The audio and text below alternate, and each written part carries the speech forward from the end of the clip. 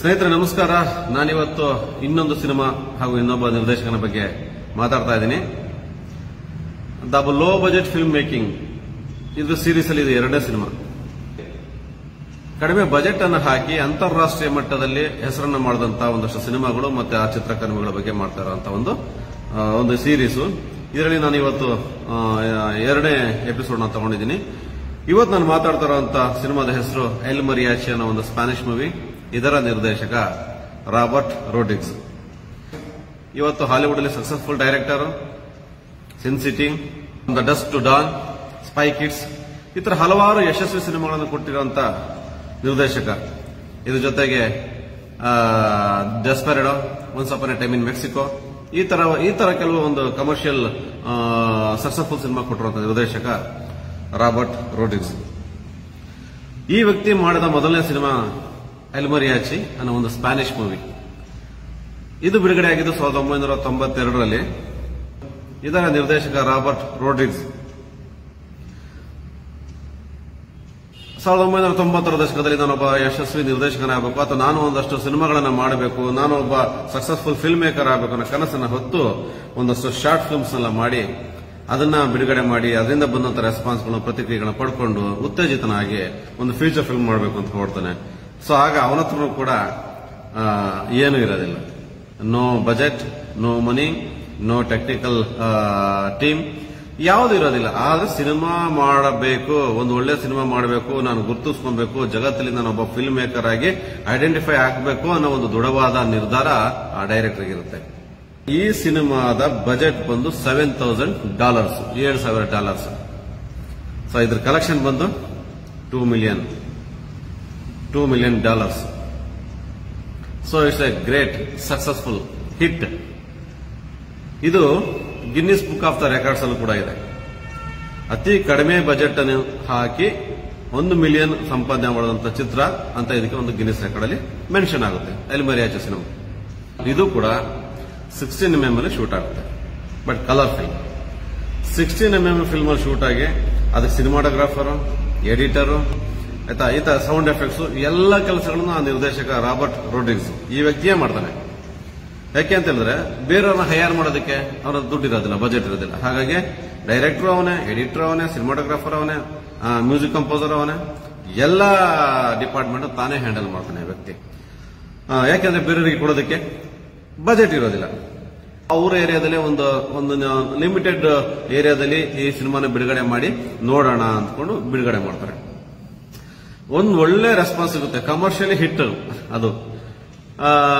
ಒಳ್ಳೆ ಕಲೆಕ್ಷನ್, ಒಳ್ಳೆ ರಿವ್ಯೂಸ್, ಒಳ್ಳೆ ಟ್ಯಾಕ್ಸ್ ಎಲ್ಲ ಬರ್ತದೆ. ಇದರಿಂದ ಇನ್ಸ್ಪೈರ್ ಆಗ್ತದೆ. ಜೊತೆಗೆ ಈ ಸಿನಿಮಾನ ನೋಡಿದಂತಹ ಕೊಲಂಬಿಯಾ ಪಿಕ್ಚರ್ಸ್ ಆ ಸಂಸ್ಥೆಯವರು ಇದನ್ನ ಅಮೆರಿಕಾದಲ್ಲಿ ರಿಲೀಸ್ ಮಾಡೋದಕ್ಕೆ ರೈಟ್ಸ್ ನ ತಗೋತಾರೆ. ಅಮೆರಿಕಾದಲ್ಲಿ ರಿಲೀಸ್ ಮಾಡೋದಕ್ಕೆ ರೈಟ್ಸ್ ಅನ್ನ ತಗೊಂಡು ಇದನ್ನ 16mm ಅಲ್ಲಿ ಇದ್ದೊಂದನ್ನ 35mm ಗೆ ಬ್ಲೋ ಅಪ್ ಮಾಡಿ ರೀವರ್ಕ್ ಮಾಡಿ, ಸೌಂಡ್ ಮಿಕ್ಸಿಂಗು ಇದನ್ನೆಲ್ಲ ಮತ್ತೆ ರೀವರ್ಕ್ ಮಾಡಿ ಇನ್ನು ಸ್ವಲ್ಪ ಅದಕ್ಕೆ ಬೇರೆಯಾದಂತಹ ರೂಪವನ್ನ ಕೊಟ್ಟು ಅಮೆರಿಕಾದಲ್ಲಿ ರಿಲೀಸ್ ಮಾಡ್ತಾರೆ. ಅಲ್ಲೂ ಕೂಡ ಹ್ಯೂಜ್ ಹಿಟ್ ಆಗುತ್ತೆ ಅದು. ಆ ನಂತರ ಈ ಚಿತ್ರ ಜಗತ್ತಿಗೆ ಗೊತ್ತಾಗುತ್ತೆ. ಸೊ ಅದಲ್ಲದೆ ಹೋಗಿದ್ದಾರೆ ಈ ಸಿನಿಮಾ ಯಾವುದೇ ಒಂದು ಚಿಕ್ಕ ಏರಿಯಾದಲ್ಲಿ ಬಿಡುಗಡೆಯಾಗಿ ಅಲ್ಲಿನ ಜನಗಳಿಗಷ್ಟೇ ಗೊತ್ತಾಗ್ತಾ ಇತ್ತು. ಯಾವಾಗ ಇದು ಕೊಲಂಬಿಯಾ ಪಿಕ್ಚರ್ಸ್ ಅವರ ಕೈ ಸೇರುತ್ತೆ ಆಗ ಜಗತ್ತಿನಾದ್ಯಂತ ಈ ಸಿನಿಮಾ ಗೊತ್ತಾಗುತ್ತೆ. ಈ ತರ ಒಂದು ಸಿನಿಮಾ ಲೋ ಬಜೆಟ್ ಅಲ್ಲಿ ಮಾಡಿರುವಂತಹ ಸಿನಿಮಾ ಈ ಒಂದು ಕಮರ್ಷಿಯಲ್ ಸಕ್ಸಸ್ ಆಗಿದೆ ಅಂದ್ಕೊಂಡು ಜಗತ್ತಿಗೆ ಗೊತ್ತಾಗುತ್ತೆ. ಆನಂತರ ನಮ್ಮನ್ನು ತಲುಪುತ್ತೆ ಆ ಸಿನಿಮಾ. ಸೊ $7,000 ಅಲ್ಲಿ ಮಾಡಿರುವಂತಹ ಸಿನಿಮಾ $2 million ನ ಗ್ರಾಸ್ ಮಾಡುತ್ತೆ, ಕಲೆಕ್ಷನ್ ಮಾಡುತ್ತೆ ಅಂತ ಹೇಳಿದ್ರೆ ಅದು ಸಾಮಾನ್ಯದ ಮಾತಲ್ಲ. ಆ ನಂತರ ಅದಕ್ಕೆ ಸಿಕ್ಕಂತ ರೆಸ್ಪಾನ್ಸ್, ಎಲ್ ಮರಿಯಾಚಿ ಸಿಕ್ಕಂತ ರೆಸ್ಪಾನ್ಸ್ ನೋಡಿ, ಇದೇ ಎಲ್ ಮರಿಯಾಚಿ ಟ್ರಯಲಾಜಿ, ಡೆಸ್ಪೆರಡೋ ಅದರ ಅದ್ಭುತವಾದ ಆಕ್ಟರ್ಸ್, ಒಳ್ಳೆ budget, once upon a time in Mexico ಇದು ಕೂಡ. ಸೊ ಎಲ್ಲ ದೊಡ್ಡ ದೊಡ್ಡ ಸ್ಟಾರ್ಸ್ ನ ಹಾಕೊಂಡು ಒಳ್ಳೆ ಬಜೆಟ್ ನ ಹಾಕೊಂಡು ಒಳ್ಳೆ ಕಮರ್ಷಿಯಲ್ ಸಿನಿಮಾ ಕೊಡ್ತವೆ. ಎಲ್ಲವೂ ಬ್ಲಾಕ್ ಬಸ್ಟರ್ ಹಿಟ್. ಆನಂತರ ಕಮರ್ಷಿಯಲಿ ಸಕ್ಸಸ್ಫುಲ್ ಸಿನಿಮಾಗಳು ಕ್ವಿಂಟಿನ್ ಟೊರಾಂಟಿನೋ ಅಂತ ದೈತ್ಯ ನಿರ್ದೇಶಕರ ಜೊತೆ ಸೇರ್ಕೊಂಡು ಕೋ ಪ್ರೊಡಕ್ಷನ್ ಈ ತರದೆಲ್ಲ ಮಾಡ್ಕೊಂಡು ಹೋಗ್ತಾನೆ ರಾಬರ್ಟ್ ರೋಡ್ರಿಗ್ಸ್.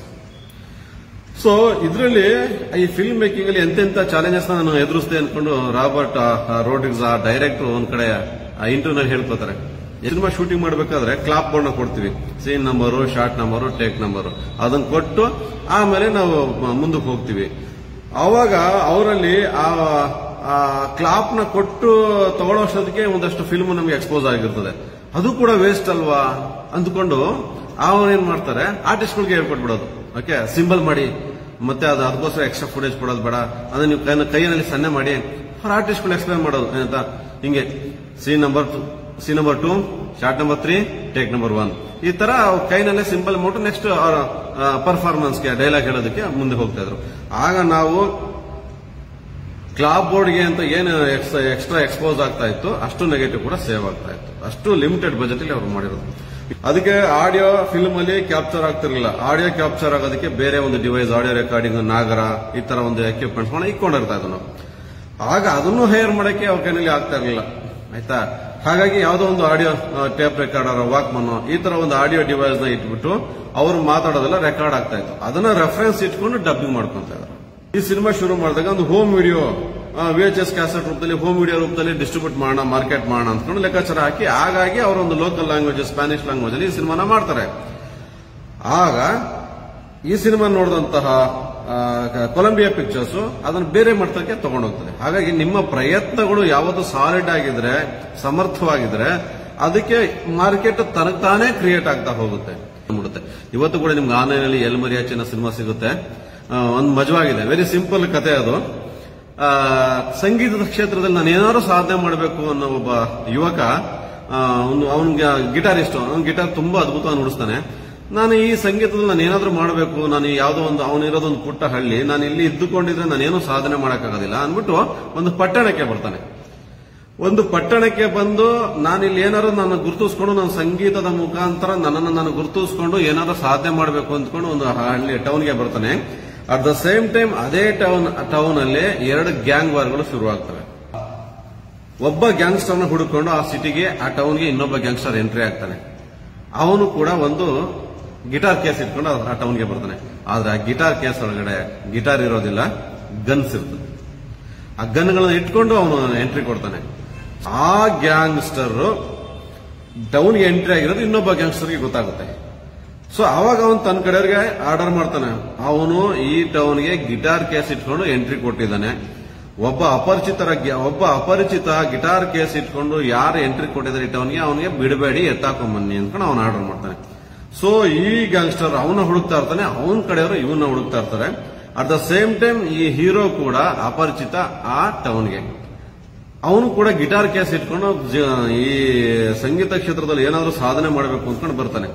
ಹಾಗಾಗಿ ಈ ಗ್ಯಾಂಗ್ಸ್ಟರ್ಸ್ ನ ಫಾಲೋವರ್ಸ್ ಇವನನ್ನೇ ವಿಲನ್ ಅಥವಾ ತಮ್ಮ ಆಪೋಸಿಟ್ ಪಾರ್ಟಿ ಅಂತ ಅಂದ್ಕೊಂಡು ಅವನ ಮೇಲೆ ಅಟ್ಯಾಕ್ ಮಾಡಿ ಅವನನ್ನ ಸಾಯಿಸೋದಕ್ಕೆ ಟ್ರೈ ಮಾಡ್ತಾರೆ.